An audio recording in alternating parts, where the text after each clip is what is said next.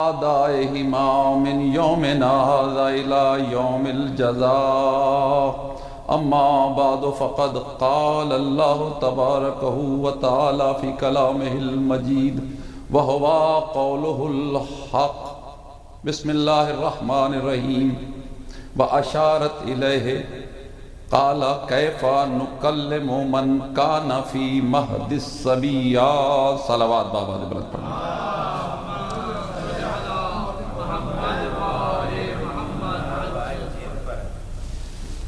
مولا آپ تمام کا اور ہمارا یہاں آنا اپنی بارگاہ میں قبول فرمائے.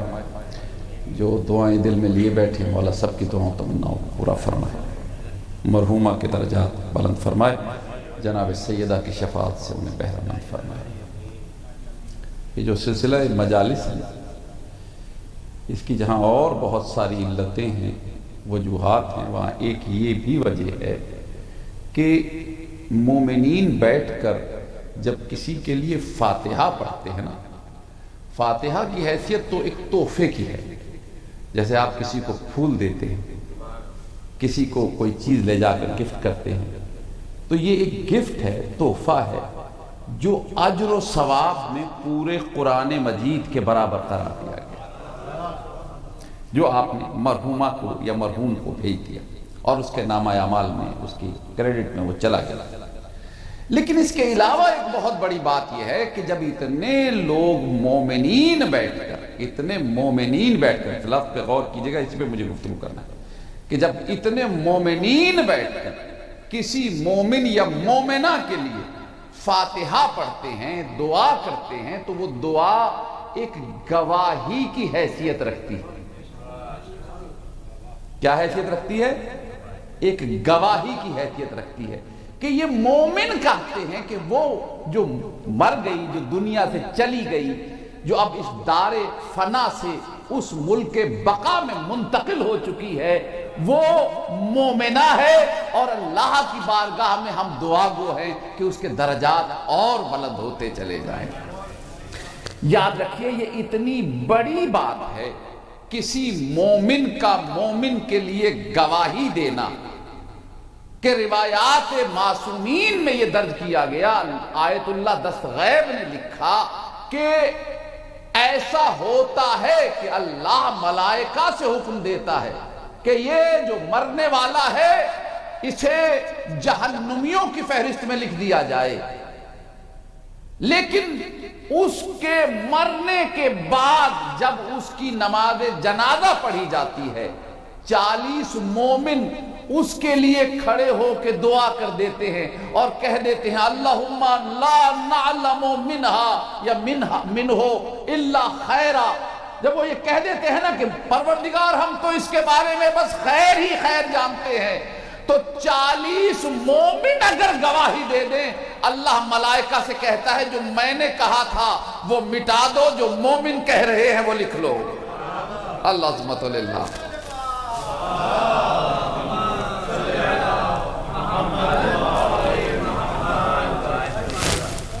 تو بات ہے گواہی کی. بڑی توجہ چاہیے. مومن کے لیے جب گواہی دے دے نا تو اللہ اس گواہی کو اتنی اہمیت دیتا ہے کہ اگر 40 مومن جمع ہوں تو اللہ اپنی بات کو پیچھے کر لیتا ہے اور ملائکہ سے کہتا ہے کہ اب میری بات نہ دیکھو، یہ دیکھو یہ مومن کیا کہہ رہے ہیں، ان کی گواہی کو تو ذرا سنو، یہ گواہی تو ذرا دیکھو. تو یاد رکھیے گواہی بے حد اہم ہوتی ہے. اور گواہی کا لیکن اصول یہ ہے کہ اگر مومن کی گواہی دے تو وہ جو دے رہا ہے وہ بھی کم سے کم مومن ہو. میں بہت توجہ چاہ رہا ہوں.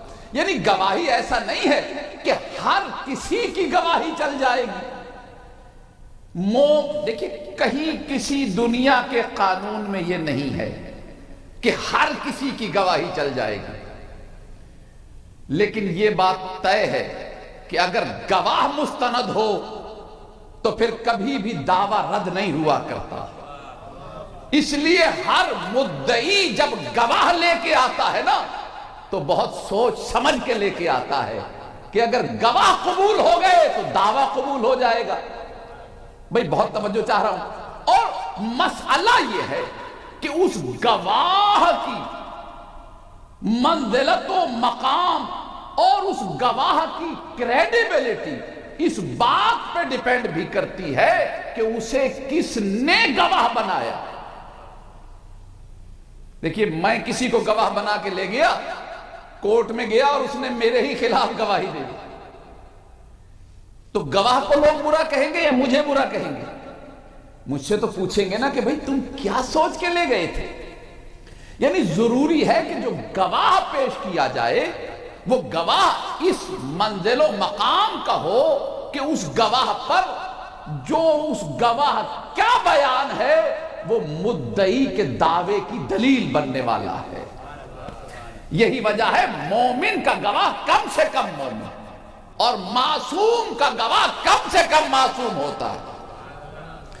اب ایک گواہی ہمارے ہاں یہ سمجھا جاتا ہے کیونکہ یہ ہمارا دنیاوی سسٹم ہے، تو ہم اس میں یہی ایک معیار رکھتے ہیں کہ 18 سال کا ہو، 21 سال کا ہو، پھر جا کے گواہی دے۔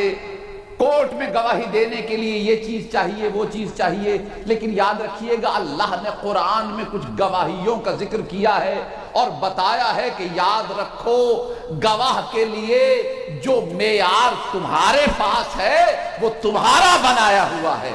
ہمارے معیار کو دیکھنا ہے تو یوں دیکھو کہ اگر مریم جیسی صاحب عصمت کی گواہی، دیکھیں مجھے کہیں پہنچنا ہے، مریم جیسی صاحب عصمت کی گواہی درکار ہے تو اس کے لیے کسی معمولی گواہ سے گواہی نہیں لی جا سکتی۔ کہیں ادھر ادھر سے آگے کوئی نہیں کہہ سکتا کہ ہم جانتے ہیں مریم کو، ہم پہچانتے ہیں مریم کو، نہیں، بلکہ اگر مریم کی عصمت پہ سوال اٹھے تو گواہ بھی معصوم ہی ہونا چاہیے۔ اور جب اللہ کسی کو گواہ بناتا ہے تو یہ طے ہے کہ اللہ اس کا سینوں سال نہیں دیکھتا، بلکہ اللہ کا اسے کسی معصوم کا گواہ بنا دینا ہی اس بات کی دلیل ہوتا ہے کہ جسے گواہ بنایا جا رہا ہے وہ صاحب عصمت بھی ہے اور اس لائق بھی ہے کہ اللہ کی بارگاہ میں اسے گواہ بنا کے پیش کیا جا سکے۔ صلوات ذرا بابا دے بلند پڑھیے گا مل کر پڑھتا۔ دیکھیے گواہ معصوم ہو تو عصمت ثابت ہوتی ہے۔ توجہ چاہ رہا ہوں حضرات کی، دیکھیے شب بڑی مخصوص ہے اور پڑھنا مجھے مجلس ہے، لیکن میں ان تمام چیزوں کو انشاءاللہ مولا مشکل کشا کے صدقے میں لے کے چلوں گا اور کسی منزل تک پہنچنا چاہتا ہوں کہ جس طرح سوال عصمت بنی اسرائیل میں اٹھایا گیا اسی طرح سوال عصمت کربلا میں بھی اٹھایا جا رہا ہے۔ اگر آپ غور فرمائیں تو امام حسین علیہ السلام پہ جو سوال ہے وہ عصمت کا سوال ہے۔ سب سے پہلے جب عصمت ثابت ہو جائے تو پھر امامت بھی ثابت ہو جائے، جب عصمت ثابت ہو جائے تو پھر ہر بات ثابت ہو جائے۔ اب ایسے میں کسی گواہ کی ضرورت ہے۔ میں اور آسان کروں اس بات کو، آج تاریخ میں سب کچھ لکھا ہو، واقعات کربلا ایسی چیز نہیں ہے جو مسلمانوں نے ہی لکھے یا شیعوں نے لکھے، نہیں، دنیا کی ہر تاریخ میں لکھے ہیں۔ جس نے تاریخ لکھی اہم واقعات دنیا کے، اس نے کربلا کا واقعہ بھی لکھا، اور جب کربلا کا واقعہ دیکھا تو پہلا جو خیال ہر لکھنے پڑھنے والے کے ذہن میں سمایا وہ یہ تھا کہ کربلا میں جو جنگ ہو رہی تھی اس میں ایک کوفے کے بادشاہ امیر المومنین علی ابن ابی طالب کا بیٹا تھا، اور مقابلے پہ شام کے بادشاہ معاویہ کا بیٹا تھا۔ دو شہزادے تھے جو آپس میں لڑ رہے تھے۔ دیکھیں کیسا عجیب پہلو ہے جو تاریخ نے اٹھایا کہ دو شہزادے تھے جو لڑ رہے تھے۔ ایسے میں ضرورت تھی اب بھائی شہزادہ ہونے میں تو امام حسین کے کوئی شک نہیں کیا جا سکتا نا، ہیں علی کے بیٹے اور یقیناً علی اگر ظاہری طور پر دیکھیں تو حکمران رہے ہیں جناب امیر المومنین، کوفے کے بادشاہ، کوفے کے حکمران، کوفے کے اندر اپنی خلافت قائم کر چکے، تو ظاہراً اس میں کوئی عجیب بات نظر نہیں آتی، لیکن اس میں ایک پہلو ایسا ہے کہ اگر اس ایک پہلو کو اجاگر کیا جائے گا تبھی سمجھ میں آئے گا کہ دونوں ظاہراً شہزادے ضرور ہیں، لیکن ایک صرف دنیا کے بادشاہ کا شہزادہ ہے اور دوسرا دین اور دنیا کے بادشاہ کا شہزادہ ہے۔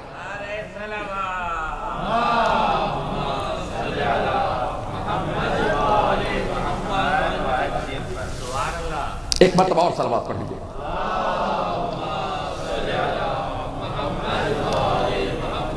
دیکھیں ایک دین اور دنیا دو، اب دنیا کا بادشاہ ثابت ہونا بڑا آسان، بھئی ہسٹری میں چلے جائیے ساری چیزیں سامنے آ جائیں گی، ثابت ہو جائے گا کہ جناب امیر المومنین کوفے کے اندر بادشاہ اور حکومت خلافت تھی، کیونکہ ان کے صاحبزادے تھے اس لیے شہزادے تھے۔ اس اصول پر یزید بھی پورا اتر جائے گا، لیکن مسئلہ یہاں یہ ہے کہ دین کے بادشاہ کے بیٹے، اور دین کا بادشاہ وہ نہیں ہوتا جو محض غلبے سے اور طاقت سے حکومت بنا لے، چونکہ دین اللہ بھیجتا ہے تو دین کا بادشاہ بھی اللہ ہی بناتا ہے، دین کا حاکم بھی اللہ ہی بناتا ہے، دین میں حکمرانی بھی وہی عطا کرتا ہے، اور جیسے اس کا دین، دیکھیں بڑا اہم مرحلہ ہے، دین میں خطا نہیں مانی جا سکتی۔ اگر ذرا سا کسی کے دل میں خیال آ جائے کہ بھائی یہ نماز جو ہے یہ 2 رکعت ہے کہ 4 رکعت ہے، پھر جو پڑھ رہا ہے وہ رہ جائے گی، یقین نہیں ہے تو کوئی فائدہ نہیں ہے۔ یعنی دین میں ہم بنیادی طور پر اس پہلو کو لے کے چلتے ہیں کہ جو ہم تک پہنچایا گیا ہے وہ بالکل صحیح، اس میں درمیان میں کہیں غلطی ہو سکتی ہے، لیکن جو دین کا حکمران اللہ نے جسے دین کا حاکم بنایا، جناب رسول خدا اور اس کے بعد آنے والے ان کے نائبین، انہوں نے جو بتایا، بتانے والے سے غلطی ہو جائے وہ ایک علیحدہ بحث ہے، لیکن ان کے بتانے میں غلطی نہیں ہو سکتی، اور یہ کہنا کہ ان کے بتانے میں غلطی نہیں ہو سکتی، اسی کا نام عصمت ہے۔ بھئی یہی تو مسئلہ ہے، مطلب وہ کیا دین کو مانے گا جو سب سے پہلے نبی ہی کی عصمت پہ یقین نہ رکھتا ہو۔ میں بڑا حیران ہوتا ہوں جب مولانا مودودی جیسی شخصیت نے یہ لکھا، کہا 3 کیفیتیں ہوتی تھی رسول خدا پہ، ایک تو وحی کی کیفیت ہوتی، سورہ والنجم کی تفسیر کر رہے ہیں، کہا ایک تو وحی کی کیفیت ہوتی، جو کہتے تھے اللہ کی مرضی سے کہتے، لیکن کبھی کبھی یہ ہمیشہ نہیں رہتی تھی وحی کی کیفیت، ہنسی مذاق ہماری طرح بھی کرتے تھے، یعنی جیسے خدا نہ خواستہ ہم جھوٹ بول دیتے ہیں، غلط بیانی کر دیتے ہیں، از راہ تفنن کا ہماری طرح وہ بھی باتیں کرتے تھے۔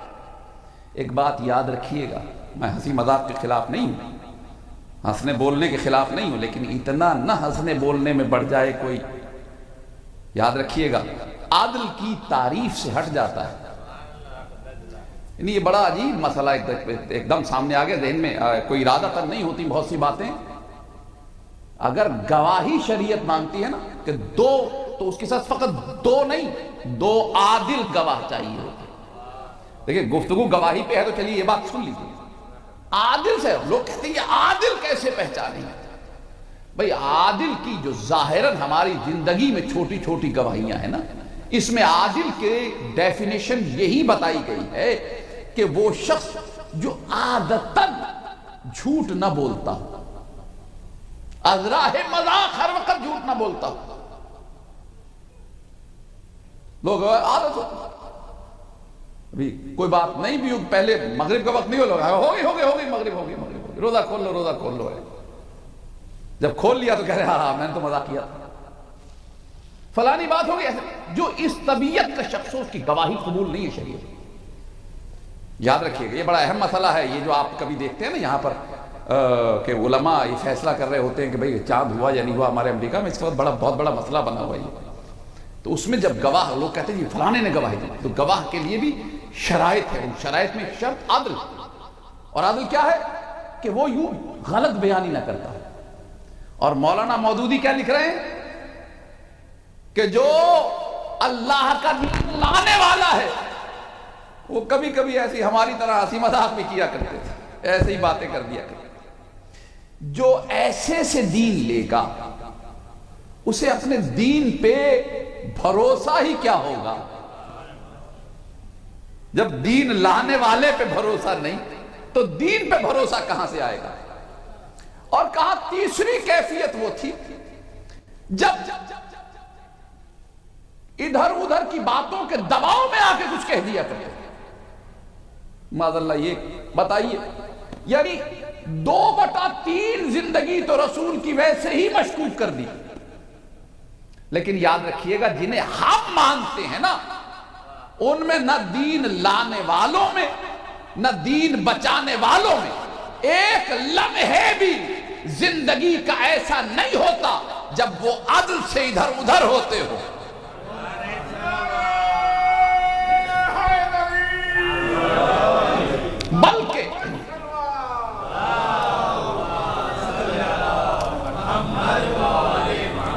بلکہ ان کا معیار عدل یہ ہے کہ وہ جو کہہ دیتے ہیں وہی عدل ہوتا ہے. یعنی ایسا نہیں ہے کہ بچوں کو بہلانے کے لیے کہہ دیا ہے کہ کپڑے آئیں گے، بلکہ جب کہہ دیا ہے تو اب کائنات کا نظام اس کے مطابق ہو جائے گا. اب کپڑے جنت سے آئیں گے اور لانے والا اپنے آپ کو نام سے نہیں مخاطب کروا سکتا ہے. اپنا تعارف اب جو کروائے گا تو حیات الحسنین کہہ کے کروائے گا.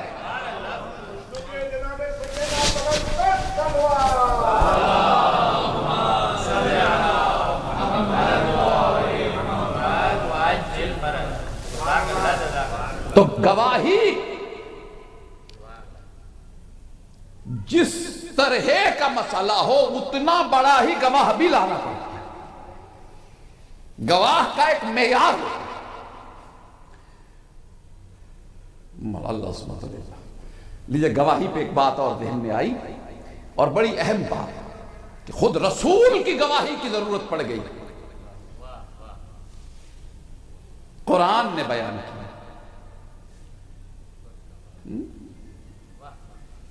یقول الذین کفروا لست مرسلا. یہ کافروں نے آ کے کہا ہے نا میرے نبی کہ تو رسول نہیں ہے.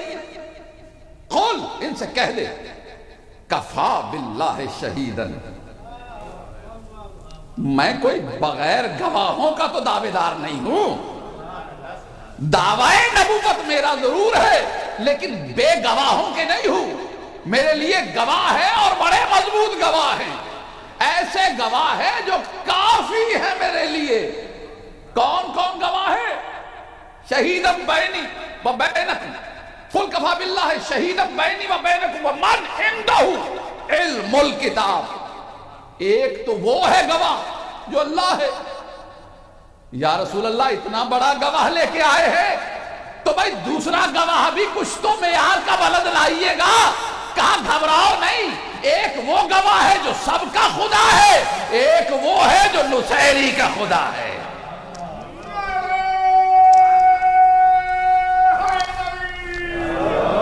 تو گواہی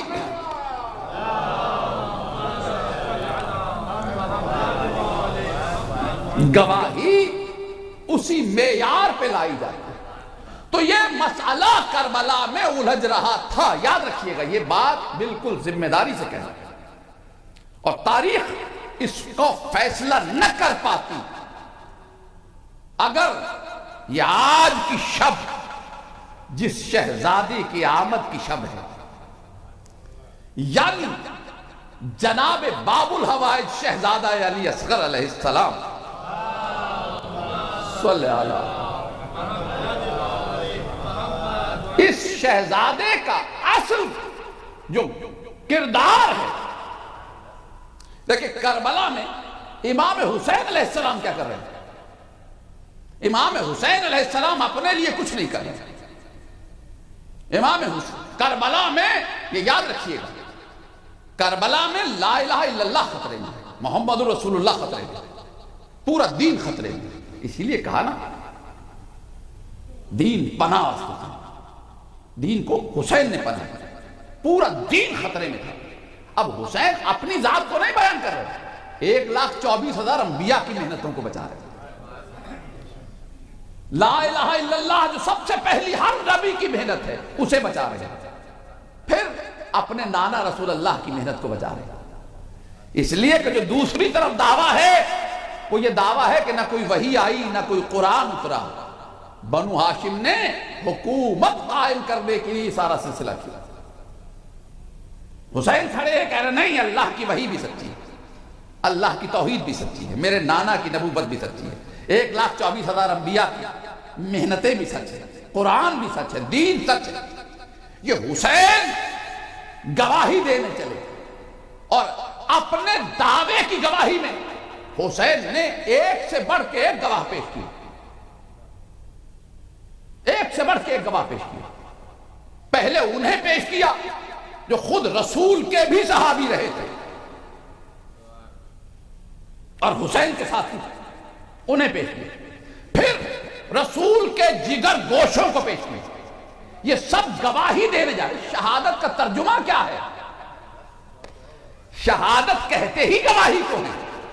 یہ کربلا میں جو شہادتیں ہو رہی ہیں نا یہ سب دین کی شہادت دے رہے ہیں، لیکن جب سب دین کی شہادت دے چکے اور حسین ان کے سربراہ کے طور پر اپنی گواہی دینے جا رہے ہیں تو ایسے میں مصلحت امام جانتی ہے کہ اب یہ ہماری گواہیاں نہیں جھٹلائیں گے، یہ ہمیں جھٹلائیں گے.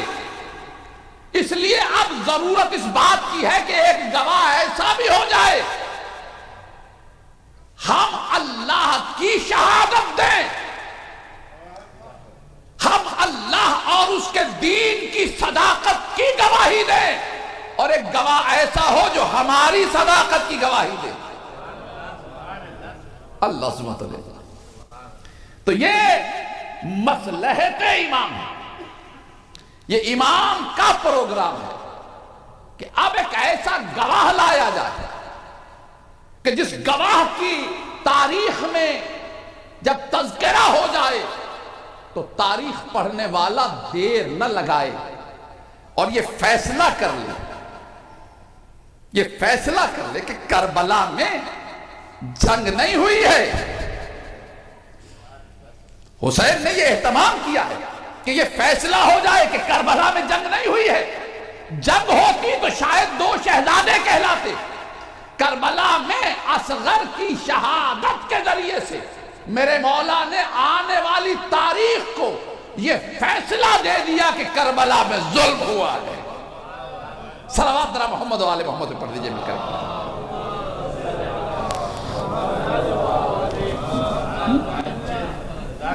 کربلا میں دیکھیے کیا گواہی تھی جو جناب عیسیٰ علیہ السلام نے دی مریم کی عصمت کی.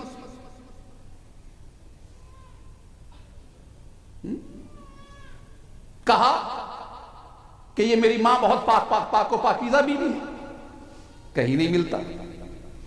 اپنی ماں کا کوئی ذکر بھی کیا ہو کہیں نہیں ملتا. قرآن نے سارا بیان لکھا کہ جب جناب عیسیٰ کی طرف قوم نے دیکھا تو بچے نے فوراً جواب میں جو بیان دیا اس بیان میں سارا کا سارا بیان اپنی ذات کے بارے میں. انی عبداللہ آتانی الکتابہ وجعلنی نبیہ، یہ ساری وجعلنی مبارک ہے. یہ جتنی بھی آگے باتیں کرتے جا رہے ہیں اپنے بارے میں ہے ہر بات میں، اپنی گفتگو کر رہے ہیں، اپنی عصمت پہ گفتگو کر رہے ہیں۔ بھائی بڑی توجہ چاہتا ہوں، یعنی مریم کی گواہی بھی عجیب گواہی ہے کہ جس میں گواہ اپنی عصمت پہ گفتگو کر رہا ہے، لیکن دنیا مریم کی گواہی، مریم کے لیے اس بچے کی گواہی کو قبول کر رہی ہے، اور سوال کرنے والے اپنا جواب اس طرح سے پا رہے ہیں کہ اس کے بعد سوال کی گنجائش نہیں ہے، اور وہی لوگ خاموش ہو کے واپس جا رہے ہیں۔ کیوں؟ اس لیے کہ وہ دیکھ رہے ہیں کہ اگر یہ بچہ معصوم ہے تو جس گود میں ہے، جس نے اسے اٹھایا ہوا ہے، اس کی عصمت کے لیے کافی ہے۔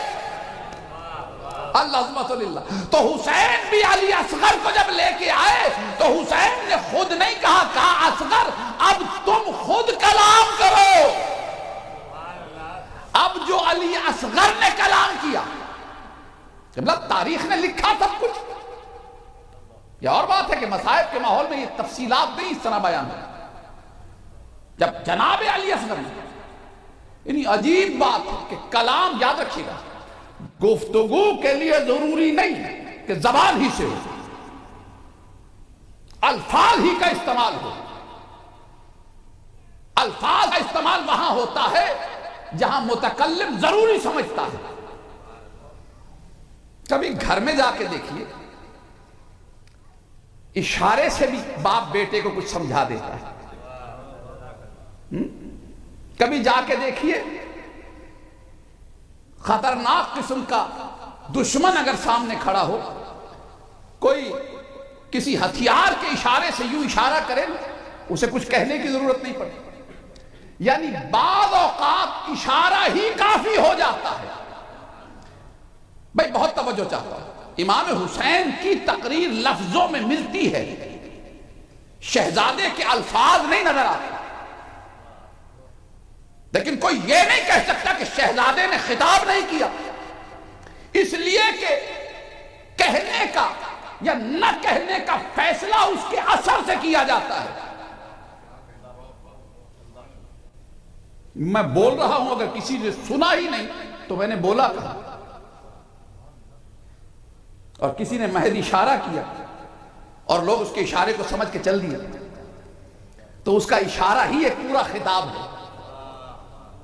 بھائی بہت توجہ چاہتا ہوں، تاریخ نے لکھا کہ ادھر شہزادے کو پیش کیا حسین نے، اور اس شہزادے نے اپنے لبوں پہ خشک زبان کو پھیرا۔ دیکھیں ایک اشارہ ہے نا، اشارہ ہے، یہ اشارہ اتنا بڑا خطاب تھا، اتنی بڑی تقریر تھی کہ صاحبان مقاتل نے متفقاً لکھا کہ سپاہیوں نے ہتھیار ہاتھوں سے پھینک دیے۔ سمجھیے گا ذرا، دیکھیں بیان کرنا ہے، آج گفتگو کا مقصد کچھ اور ہے۔ یہ کیوں پھینک دی ہتھیار؟ دیکھیے سپاہی کے لیے ہتھیار اس کی زندگی ہے، وہ کبھی ہتھیار کو پھینکتا نہیں ہے۔ جیسے کوئی کہے ٹوپی پھینک دیجیے، کوئی کہے امامہ کسی مولوی سے کہے پھینک دیجیے، کبھی نہیں پھینکے گا۔ آرام سے کہیں رکھ دے تو رکھ دے، پھینکے گا نہیں۔ لیکن ایک کیفیت ہوتی ہے کہ اگر انسان یہ سمجھے کہ یہ سب غلط ہے تو وہ پھینکتا ہے۔ فوج یزید میں سپاہیوں نے ہتھیار پھینکے، یہ حالات ہو گئے، سب نے نہیں، بہت سے لوگوں نے، اور کچھ نے منہ پھیرا اور رونا شروع کر دیا۔ دیکھیں خطاب کر رہا ہے نا شہزادہ، یہ بھی ایک تقریر ہے نا، لفظ نہیں ہے اس میں۔ لفظ اگر آتے تو لوگ مقابلہ کرنے بیٹھ جاتے، کیونکہ حسین نے بھی تقریر کی تھی۔ لوگ کہتے کہ یہ شاید اس سے زیادہ منفرد الفاظ ہیں، یا یہ سمجھتے کہ لوگ شاید محض معجزے کی وجہ سے خاموش ہو گئے۔ لیکن شہزادے نے ایک ایسا خطاب کیا ہے کہ جو اتنا مؤثر ہوا کہ کچھ نے رونا شروع کر دیا، اور یہ جملے ہیں مقتل کے کہ پسر سعد گھبرا گیا، اور اس نے جو جملہ حرملہ سے کہا ہے وہ بڑا عجیب ہے۔ دیکھیں ادھر ذرا، میں جانتا ہوں آنکھوں کا نم ہو جانا کوئی عجیب بات نہیں، حرملہ سے جو جملہ کہا ہے نا وہ بڑا عجیب ہے۔ کہا حرملہ جلدی کر۔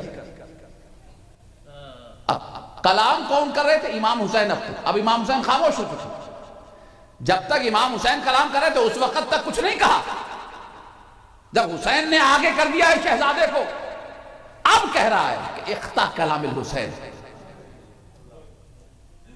بھائی بڑی توجہ چاہتا ہوں، اس سے اگلا جملہ جو نہیں بیان ہوتا یا کم بیان ہوتا ہے، کہا کہیں ایسا نہ ہو کہ یہ جو ہم جیتی ہوئی جنگ، جو ہماری جیتی ہوئی جنگ ہے، وہ اس شہزادے کی وجہ سے ہم ہار نہ جائیں۔ صلوات پڑھیے گا ذرا مل کر ایک مرتبہ، دیکھیے مجھے کہیں لے کے جانا ہے۔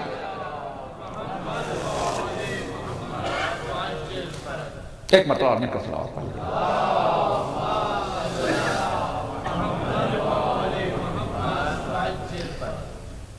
اس کی وجہ سے ہم جیتی ہوئی جنگ ہار نہ جائیں۔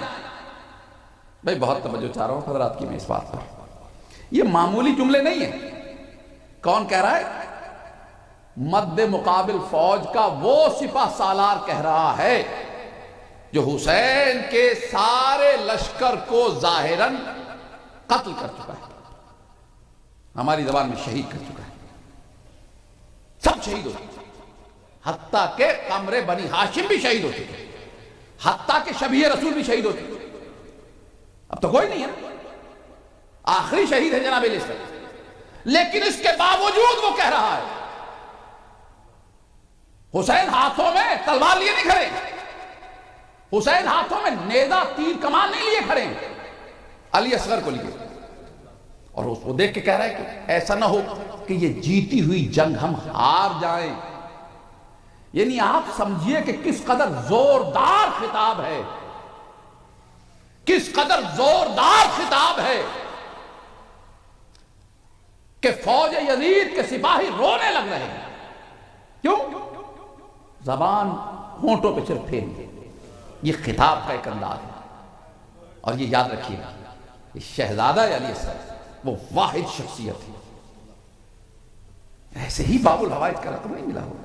ہمارے لوگ اس طرح کی گفتگو کرتے، خاص طور پہ بچے اس بات کو سمجھنا چاہتے ہیں شاید کہ 6 مہینے والے شہزادے نے کیا کر دیا ہوگا ایسا۔ تو یاد رکھیے گا، ہمارے ہاں سن و سال نہیں دیکھے جاتے، اللہ جب مرتبہ عطا کرتا ہے نا تو سن و سال نہیں ہوتا، بلکہ یہ دیکھا جاتا ہے اس نے کام کیا کیا ہے۔ قرآن مجید میں ایک اور بچے کا، چلیے وہ ذکر بھی تھوڑا سا کیے دیتا ہوں، بچے کا ذکر قرآن میں، جناب یوسف علیہ السلام کو جب زلیخا نے اپنی مرضی سے روکنا چاہا اور یوسف نہ رکے، یوسف دروازے کی طرف دوڑے، اس نے پیچھے سے قمیض پکڑی، قمیض پھٹ گئی، اتنے میں دروازے سے وہ بادشاہ پہنچ گیا عزیز مصر۔ اس نے کہا یہ کیا ہوا؟ زلیخا نے فوری طور پہ بہانہ اپنے آپ کو سیو کرنے کے لیے کہا مجھ پہ یوسف نے غلط خواہش سے حملہ کیا۔ اب ایک ایسی کنڈیشن ہے کہ یوسف کی حیثیت وہاں ایک ایسی شخصیت کی ہے کہ جس کی بات ملکہ کے سامنے کوئی حیثیت ہی نہیں رکھتی۔ ایک طرف ملکہ کوئی دعویٰ کرے، اس سے کون گواہ مانگے؟ یوسف کچھ کہیں تو بھی کوئی نہ مانے وہاں پر۔ اور قبلہ یہ تو آج ہمارے معاشرے میں بھی ہوتا ہے، مرد کی کون سنتا ہے ایسے موقع پہ؟ بڑا مسئلہ ہو جاتا ہے مرد کے لیے اپنی سچائی ثابت کرنا، لیکن اگر وہ صاحب عصمت ہو نا تو اللہ اس کی عصمت کو بچانے کا بندوبست بھی کرتا ہے۔ اور یہ بات قرآن نے بتائی ہے کہ اللہ جب معصوم کی عصمت کو بچایا کرتا ہے تو بچوں کو گواہ لایا کرتا ہے۔ صلوات را محمد و آل محمد پڑھیے گا مل کر۔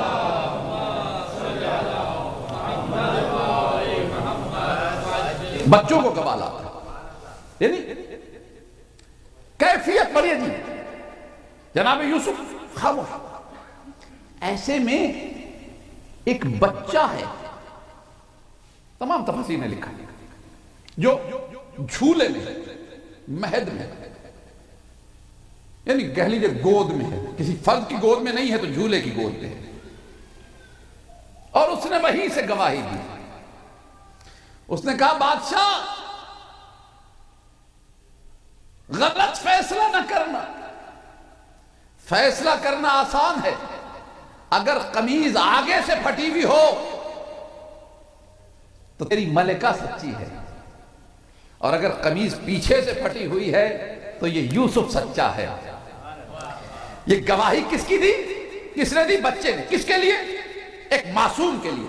یعنی ایک بات اور قرآن نے بتائی کہ جب عصمت پہ حرف آنے لگے نا تو گواہی بچوں سے لیتا ہے اللہ۔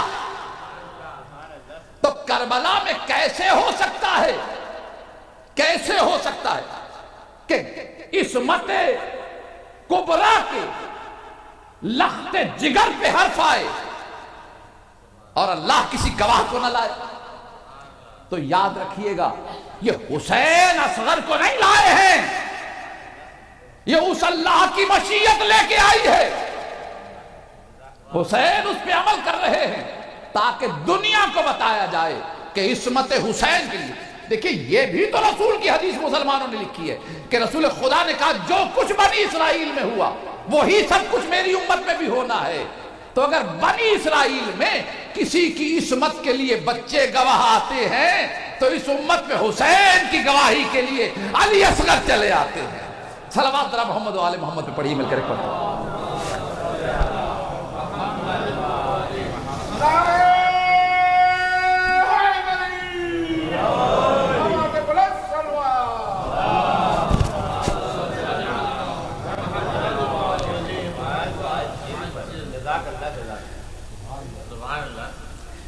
گواہی اتنی اہم ہوتی ہے کہ اس کے بغیر دعوے ثابت نہیں ہوتے۔ یعنی صرف سچا کہہ دینا کافی نہیں کہ ہم سچے ہیں، گواہوں کی ضرورت ہوتی۔ خود رسول نے اپنے لیے کہا، اور گواہ ایک اللہ گواہ، ایک علی گواہ۔ وقت نہیں ہے کہ میں بہت زیادہ تفصیل میں جاؤں، ہر موضوع اپنی جگہ پھیلنے کے لیے بےتاب ہے، لیکن مجھے سمیٹنا ہے گفتگو۔ حسین کی صداقت کی گواہی کا نام علی اصغر ہے۔ اور یاد رکھیے آج جو بے دھڑک ہم حسین حسین کرتے ہیں نا، اس میں جتنا کردار جناب زینب کی تعلیم عزاداری کا ہے اتنا ہی کردار علی اصغر کی صداقت کی گواہی کا بھی ہے۔ یعنی تاریخ میں، اور یہ دیر نہیں لگی قبلہ، اسی وقت ثابت ہونا شروع ہو گیا تھا، اسی وقت شہادت حسین، شہادت بس جلدی جلدی سمیٹ رہا ہوں گفتگو تمام۔ شہزادہ علی اصغر کے کچھ پہلو۔ کسی شہید کی شہادت کے بعد حسین نے اس کی ماں کا شکریہ ادا نہیں کیا۔ مولا نے شکریہ نہیں ادا کیا۔ کوئی تاریخ نہیں بتاتی کہ گئے ہوں جا کے ام لیلہ سے کہا ام لیلہ تمہاری بڑی مہربانی، تمہارا شکریہ۔ کسی شہید کے لیے نہیں کہا۔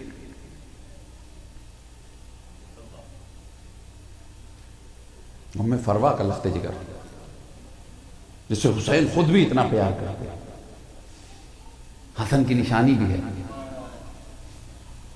لیکن شہادت علی اصغر کے بعد، قاسم کے بعد جا کے ام فروا سے یہ نہیں کہا کہ تمہاری مہربانی، تم نے اپنا بیٹا قربانی کے لیے پیش کر دیا۔ کوئی روایت نہیں کہتی، حتیٰ کہ اون و محمد کے لیے کہا ہو، لیکن ایک روایت موجود ہے کہ جب شہادت جناب علی اصغر ہو چکی اس کے بعد جب پہنچے ہیں، جیسے بھی آپ کے ذہنوں میں ہے وہ پوری ترتیب کہ کیسے کتنی دقت سے اور کتنی دیر میں پہنچے ہیں خیمے تک، ماں نے آگے بڑھ کے استقبال کیا ہے نا، ایک مرتبہ سوال کیا، کہا مولا کیا میرے بیٹے کو پانی پلا لائے؟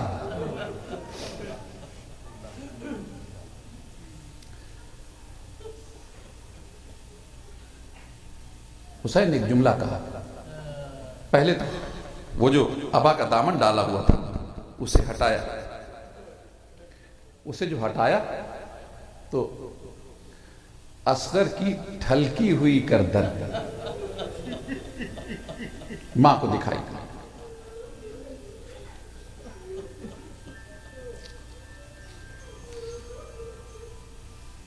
ٹکٹکی باندھ کے ماں نے دیکھنا شروع کیا۔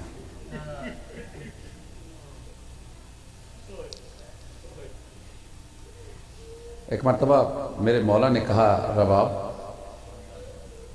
ماؤں کو بیٹوں کے زخم یوں نہیں دیکھنے چاہیے۔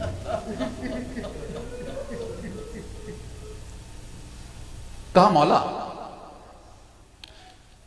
مجھے معلوم ہے میری خواہش تھی کہ فضائل ہی میں مصائب ہو جائیں، لیکن کچھ گفتگو ہے، میں چاہتا ہوں نتیجے تک پہنچ جائے، آنکھیں نم ہوتی رہیں ان کے ذکر میں، نہیں کہ فضائل بھی مصائب ہیں، مصائب بھی فضائل ہیں۔ کہا مولا اگر ماں کو بیٹے کے زخم نہیں دیکھنا چاہیے تو شریعت نے باپ کو بیٹوں کے لاشیں اٹھانے کو کہاں کہا؟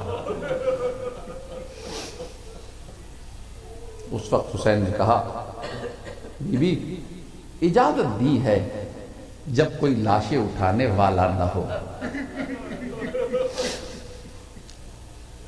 اور اس کے بعد ایک جملہ کہا رباب تمہارا شکریہ، تمہارا شکریہ، تم نے اپنا لخت جگر میرے حوالے کر دیا۔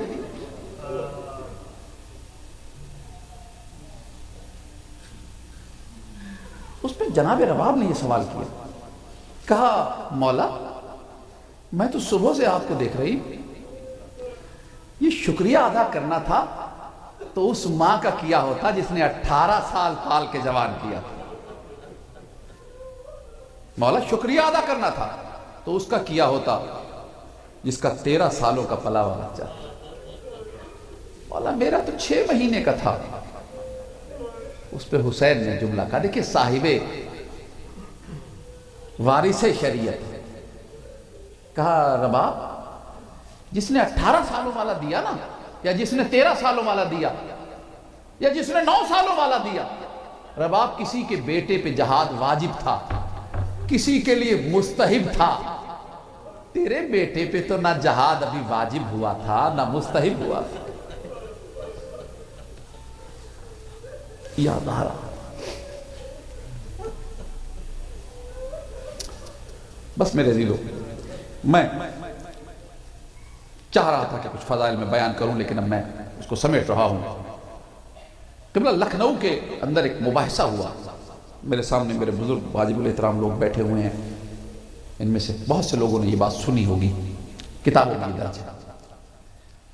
مباحثے میں علماء بیٹھے، علماء کے اندر گفتگو ہو رہی ہے، یہ گفتگو علماء اور علماء بھی عرفاء علماء، ان میں گفتگو ہو رہی ہے کہ کربلا میں امام حسین علیہ السلام کی شہادت سب سے بڑی شہادت ہے۔ امام حسین کے بعد کون سی شہادت ہے جو سب سے بڑی ہے، جس کا سب سے زیادہ بلند مقام؟ مختلف لوگ، مختلف علماء بیٹھے ہیں جن کا وسیع مطالعہ، جو ذکر اہل بیت سے بھی وابستہ ہے، جو علم سے بھی وابستہ ہے، جو لائبریریوں سے بھی وابستہ ہے، صاحبان علم لوگ بیٹھے ہوئے ہیں، ان کی گفتگو ہے۔ ان میں سے کچھ لوگوں نے اس بات پر اصرار کیا کہ کربلا میں جو مقام شہزادہ علی اکبر کا تھا، اور اس شہادت سے جو امام حسین علیہ السلام کو ان سے محبت تھی، اس کے مقابلے میں شاید کوئی نہیں آ سکتا، اس لیے کہ حسین کی آنکھوں کا نور جاتا رہا تھا۔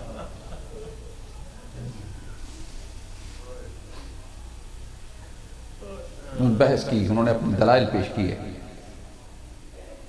پوری دلائل میں جو روایات ہیں وہ پیش کی کہ جب تک حسین جب بھی کسی کے لاشے پہ جاتے تھے تو ایسے جاتے تھے. یہ بھی مقتل کے جملے ہیں. ہم نے بہت سی باتیں مصائب میں ہم رہ جاتی ہیں. آج میرا دل چاہ رہا ہے میں انہیں بھی بیان کروں. طاقت حسین کے جسم میں ایسی تھی, اتنا شجاع تھا میرا امام, کہ جب کسی کے لاشے پہ جاتا تھا نا شہید کے, تو گھوڑے سے اترتا نہیں تھا. گھوڑے کی زین پہ بیٹھے بیٹھے ایسے ہاتھ سے لاشا اٹھاتے تھے, اور گھوڑا دوڑتے ہوتا, اسی دوڑتے ہوئے گھوڑے میں لاشا اٹھا کے زین پہ رکھ کے لے کے آتے. لیکن وہی حسین جب اکبر کے لاشے پہ گیا ہے, مقتل کے جملے ہیں یہ, کوئی ادھر ادھر کے جملے نہیں پڑھ رہا ہوں, بالکل مقتل پہ محدود ہو کے پڑھ رہا ہوں. کہا ایسے گیا جیسے 6 مہینے کا بچہ اپنی ماں کی طرف جاتا ہے. کہ یہ شہادت علی اکبر ہے, جو اتنی بڑی شہادت ہے جس نے حسین کے اوپر اس قدر اثر کیا کہ حسین, اور مولا نے جب جنگ کی ہے تو اس میں جنگ میں بھی یہ جملہ بار بار کہا ہے کہ آؤ اب اس کی جنگ دیکھو جس کا اکبر تم نے مار دیا. جناب علی اکبر سے اتنی محبت تھی. میں بہت کچھ پڑھ سکتا ہوں محبت جناب علی اکبر پہ, لیکن چھوڑ رہا ہوں اس کو.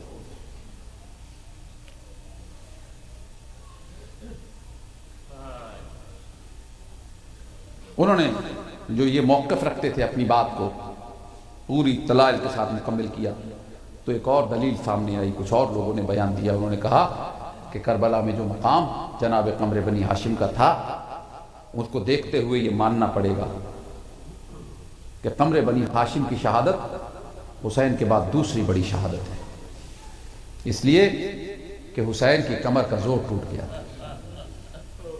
اور اکیلا حسین نہیں, کربلا میں اس وقت جو بھی موجود تھا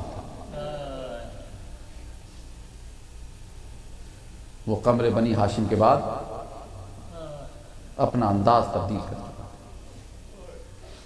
اور سید سجاد کے پاس جب حسین آئے ہیں تو انہوں نے بھی پہلا سوال یہی کیا تھا, این این قمر بنی ہاشم.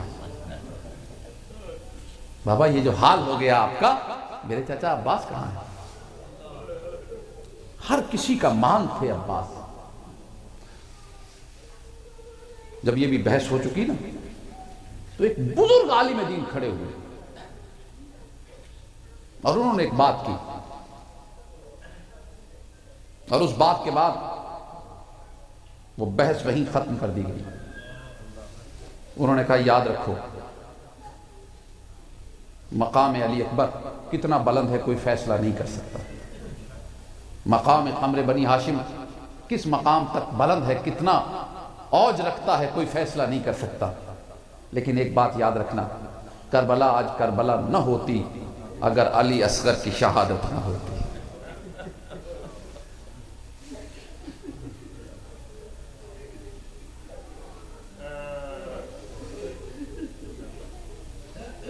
مولا مجھے توفیق دے, بس یہ جملہ کہہ دوں. میں کسی اور طرح مصائب پڑھتا ہوں, آپ جانتے ہیں مجھے. انہوں نے کہا یاد رکھو کتابوں کی ذمہ داری ہے, کتابیں یا علماء بیٹھے ہوئے. انہوں نے کہا کہ حسین کو مسلمان اور طرح مانتے ہیں, لیکن حسین نے کربلا میں جو قربانی دی ہے وہ صرف مسلمانوں کے لیے نہیں دی ہے, وہ قیامت تک آنے والے ہر انسان کے لیے دی ہے. یاد رکھنا حسین کی صداقت دنیا میں زندہ ہے تو اصغر کی وجہ سے زندہ ہے. اور اس کے بعد انہوں نے مقتل کا ایک واقعہ پڑھا جس پہ فیصلہ ہو گیا. انہوں نے کہا مسلمانوں کو چھوڑو, یہ بتاؤ غیر مسلم کیا کہتے ہیں, یہ بتاؤ غیر مسلم کیا کہتے ہیں. میں اسے اپنے لفظوں میں بیان کروں. مقتل کا جملہ ہے, صرف لفظ میرے, انداز میرا ہے. روم کا سفیر تھا جو دربار یزید میں بیٹھا ہوا تھا, دربار سجایا جا رہا تھا, دربار کو آراستہ کیا جا رہا تھا. انہیں بلا لیا گیا تھا, یہ آتے تھے جاتے تھے. آج کل کا زمانہ امریکن سسٹم نہیں تھا, ایک رئیس بیٹھا ہوتا تھا اس کے ساتھ 5-4 ملازمین خدام کھڑے ہوتے تھے، کوئی پانی کے لیے کسی اور ضرورت کے لیے موجود ہوتے تھے. تو اس نے اپنے جو اس کے ساتھ لوگ تھے، جو سٹاف تھا کہہ لیجیے، اس سے کہا کہ یہ کیا وجہ ہے، کیوں اتنی دیر ہو رہی ہے، قیدی پہنچے نہیں ابھی؟ تو اسے بتایا گیا کہ قیدی تو آ گئے ہیں لیکن ابھی دربار نہیں سجا ہے، اس لیے انہیں دربار میں نہیں لایا جا رہا. اس نے کہا کہاں ہے قیدی؟ کہا قیدی تو باہر بازار میں موجود ہے. سفیر روم. راوی کہتا ہے اٹھا. اس نے کہا چلو میں دیکھوں تو صحیح، یہاں بھی تو بیٹھا ہی ہوں، کیا ہوا؟ چلو اپنے ساتھیوں سے کہا میرے ساتھ چلو دیکھتے ہیں. 5-7 لوگ جتنے بھی تھے نکلے، بازار میں آ گئے. بازار میں آئے تو عجیب منظر دیکھے. اب یہ کون ہے؟ یہ عیسائی کرسچن. گلے میں اس نے سلیب پہنا ہوا ہے، ان کی نشانی کے طور پہ بیٹھتے. ویسے بھی کیونکہ اپنے ملک کو، کرسچن ملک کو ریپرزینٹ کر رہے تھے، وہ پہنا ہوا ہے. اس کے ساتھیوں نے بھی پہنا ہوا. یہ باہر آ گئے. مقتل کہتے ہیں کہ راوی کہتا ہے کہ یہ آئے اور آ کے ایک منظر کو دیکھنا شروع کیا.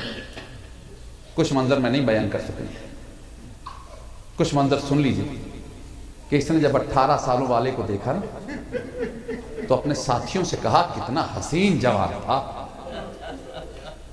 اللہ جانے اس کی ماں نے کیسے برداشت کیا.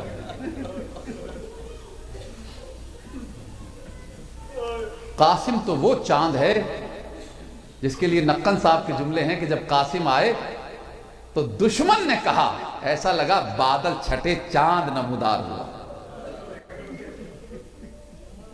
ایک ایک کو دیکھتا رہا. کہنے لگا یہ بتاؤ واقعی کربلا میں جنگ ہوئی؟ اس کے ساتھیوں نے کہا ہاں کربلا میں جنگ ہوئی ہے. باغی تھا کوئی، باغی تھا، اسے مار دیا، قتل کر دیا. یہ اس کے گھر والے انہیں قیدی بنا کے لے کے آئے ہیں. عبرت کا نشانہ بنانا چاہتے ہیں تاکہ لوگ ڈریں. دور دور سے لوگوں کو بلایا ہے تاکہ پیغام دور تک جائے کہ کوئی بادشاہ کی مخالفت نہ کرے. اچھا دیکھتا رہا. تو کون تھا اسے؟ کہا وہ ایک بادشاہ تھا کوفے کے اندر، اس کا بیٹا. اچھا وہ بھی شہزادہ تھا؟ ہاں وہ بھی شہزادہ تھا.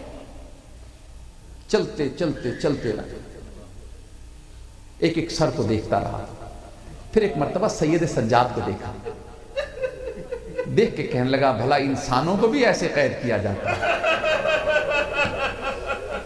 اس کے ساتھیوں نے کہا یہی تو یزید بتانا چاہتا ہے کہ اگر کوئی ہم سے دشمنی کرے گا، ہمارا مقابلہ کرے گا نا، تو ہم اس کے ساتھ وہ سلوک کریں گے جو دنیا میں کوئی جانوروں سے بھی نہیں کرتا. ہم اتنی سختی کریں گے. اور آگے بڑھا، بس وقت نہیں، میں نہیں زیادہ وقت دیتا، سمیٹ لی گفتگو میں نے. چلتے چلتے رباب کے 6 مہینے والے علی اصغر سر والے نیزے کے قریب پہنچ گئے. وہ نیزہ جس پہ 6 مہینے والے علی اصغر کا سر تھا. ادھر ادھر دیکھا، پھر اپنے ساتھیوں کو دیکھا. دیکھ کے کہنے لگا یہ بتاؤ یہ جو سر ہے یہ کس عمر کے بچے کا ہوگا؟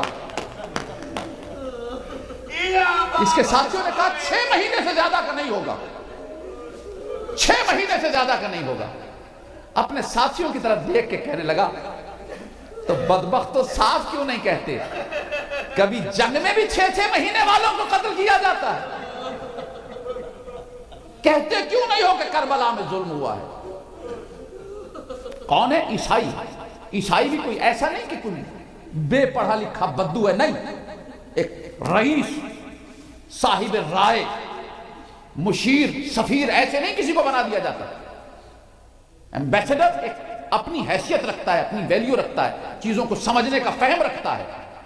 اپنے ساتھیوں سے کہنے لگا تم تو کہتے ہو کربلا میں جنگ ہوئی، جنگ میں یہ 6 مہینے والے بچے مارے، کیوں نہیں بتاتے کس پہ ظلم ہوا ہے؟ ساتھی خاموش ہو گئے. اس نے جب دیکھا نا کہ اس کے ساتھی خاموش ہیں، سمجھ گیا کہ انہیں پتہ ہی کچھ نہیں ہے. وہ سپاہی جس نے نیزہ پکڑا ہوا تھا نا اس کے قریب آیا. راوی کہتا ہے اس کے چہرے پہ تماچا مارا. صاحب الرائے ہے، ایک حیثیت رکھتا ہے، صاحب حیثیت آدمی ہے. اپنا انداز دکھا رہا ہے، یہ اس زمانے کے صاحب حیثیت کے انداز تھا، اگریشن اپنی شو کی، اس نے تماچا مارا اور ماں کے کہا او بدبخت، بتاؤ تو صحیح کس کا گھر اجاڑ کے آئے ہو؟ وہ سپاہی خدا جانے کتنی دیر سے وہاں ڈیوٹی پہ تھا، کہاں سے آیا تھا، رونے لگا، کہنے لگا مجھ سے نہ پوچھو، مجھے کیا پتا، مجھے تو کہا ہے نیزہ پکڑ کے کھڑے ہو جاؤ، میں پکڑ کے کھڑا ہو گیا ہوں، کہا نہیں بتاؤ، کہا اچھا اگر زیادہ پوچھنے کا شوق ہے نا تو یہ جو سر ہے نا ان کے بارے میں ایک بات بتاؤں، یہ معمولی سر نہیں ہے، یہ سر کلام کرتے ہیں، تو ایسا کر اسی سر سے پوچھ لے۔ علامہ زنجانی کی کتاب سے پڑھ رہا ہوں، انوار خمسہ سے، یا زہرا کیا ذہن میں آیا اس کے کہ سر پہ جو اس کے امامہ تھا یا جو تھا وہ اتار کے پھینک دیا۔ یہ جو پھینکتا ہے نا انسان، یہ اس وقت پھینکتا ہے جب انسان سمجھتا ہے کہ میری عزت کی کوئی توقیر نہیں۔ سپاہیوں نے ہتھیار پھینکے تھے، اس نے سر سے امامہ اتار کے پھینکا، گریبان چار کیا۔ الفاظ اے کشتہ عبرت، یہ بتا تو کون ہے، کس کا بیٹا ہے، تجھے کس جرم میں قتل کیا گیا؟ تین سوال کیے اس جملہ، جیسے میں نے بزرگوں سے سنا یہ جملہ، آگے میں وہ جملے سنا رہا ہوں، تھوڑا سہارا لے رہا ہوں، بزرگوں کے درجات بلند ہو جائیں۔ جب اس نے کہا نا تو پھوپھی کی گود میں بیٹھی بھی سکینہ نے یہ جملے سنے، اور ایک مرتبہ پھوپھی سے کہا، پھوپھی اماں کربلا سے لے کے یہاں تک جس کسی نے سوال کیا ہے آپ کے بھائی کے بارے میں کیا ہے، پہلی دفعہ کسی نے میرے بھائی کے بارے میں پوچھا ہے۔ مولا باب الحوائج کا صدقہ یہاں سے خالی جھولی کوئی نہ اٹھے، مولا جنہیں اولادیں دی ہیں انہیں اولادوں کی خوشیاں نصیب فرما، جو بے اولاد ہیں انہیں اولادیں نصیب فرما۔ پھوپھی اماں یہاں تک جو بھی پوچھتا آیا نا آپ کے بھائی کے بارے میں، پہلی دفعہ کسی نے میرے بھائی کے بارے میں سوال کیا ہے۔ آپ کے بھائی کے بارے میں جب کوئی سوال کرتا تھا نا آپ بڑھ بڑھ کے جواب دیتی تھی، پھوپھی اماں اب مجھے اجازت دے میں جواب دوں۔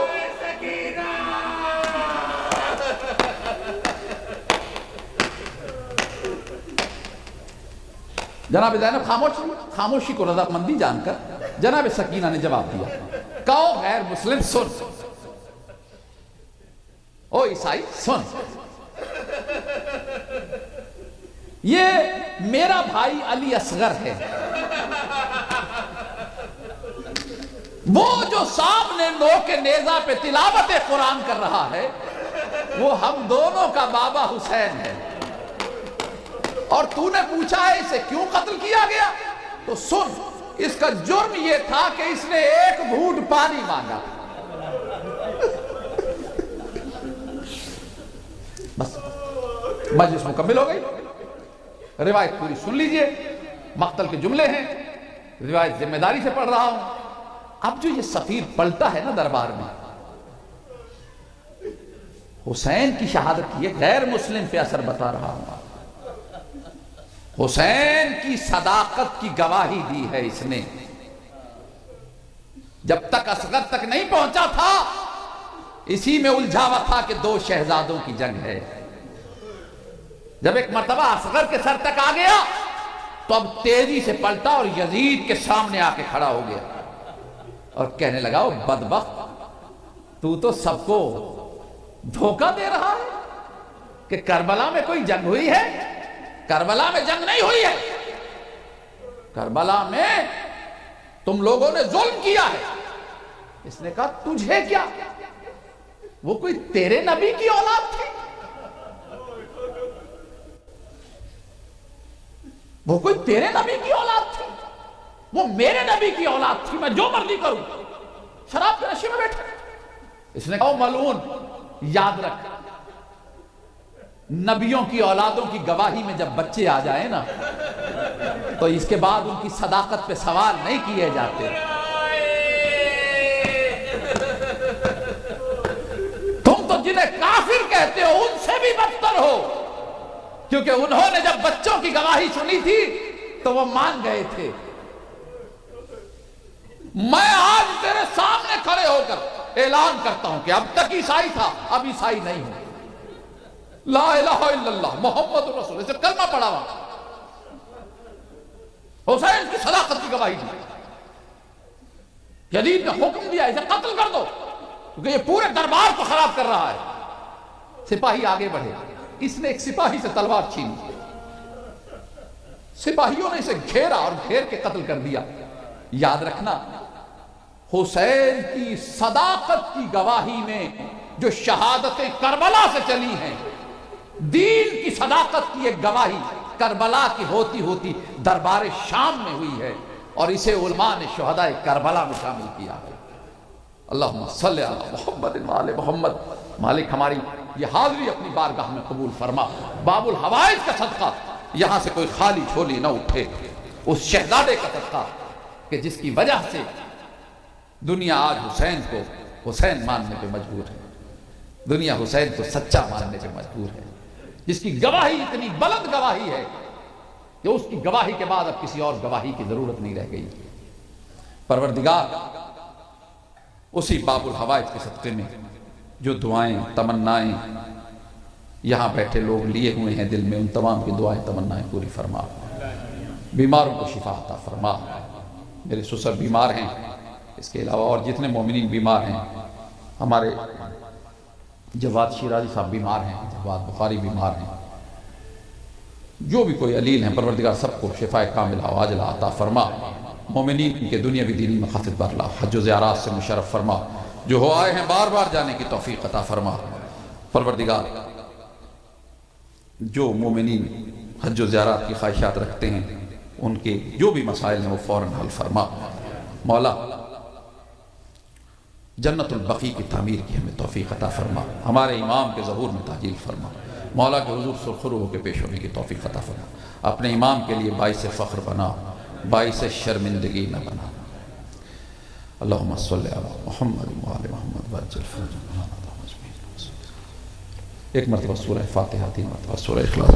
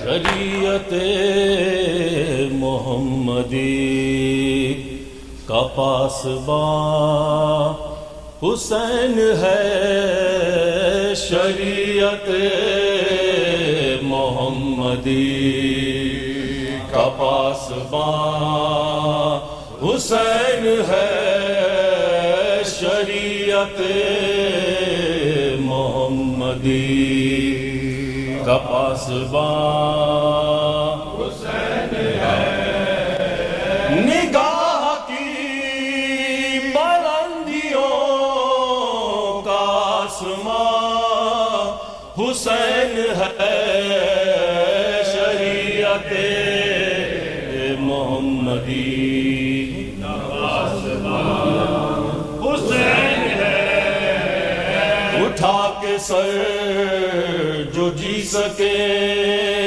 وہ دن دیے وہ رات دی اٹھا کے سر جو جی سکے وہ دن دیے وہ رات دی حسین تیرے صبر نے یزیدیا کو مات دی حسین تیرے صبر نے یزیدیا کو مات دی لہو سے آپ نے دین کو حیات دی جہاں جہاں ہے زندگی وہاں وہاں حسین ہے شریعت محمدی حسین ہے اطاعت حسین میں رکا ہے سجدہ رسول حسین میں رکا ہے سجدہ رسول فروع دین رک گیا جو آیا دین کا اصول دین رک گیا جو آیا دین کا اصول نماز حق رکی رہی برائے دل برے بطور نماز فخر بندگی سے بھی گراں حسین ہے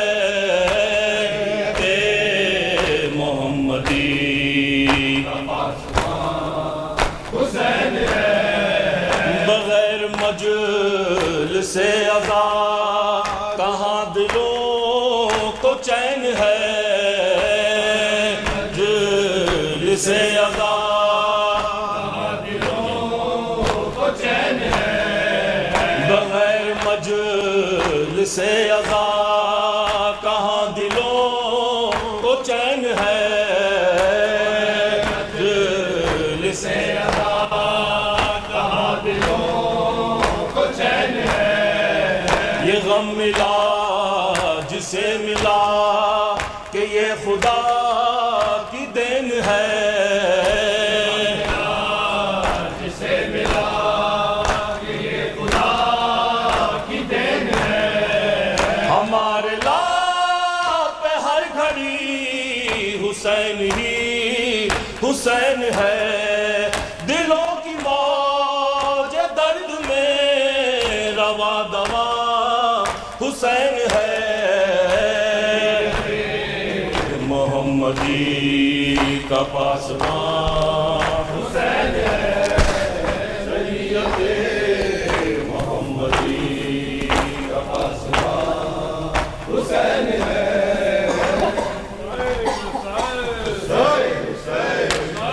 اللہم صلی علی محمد و آل محمد.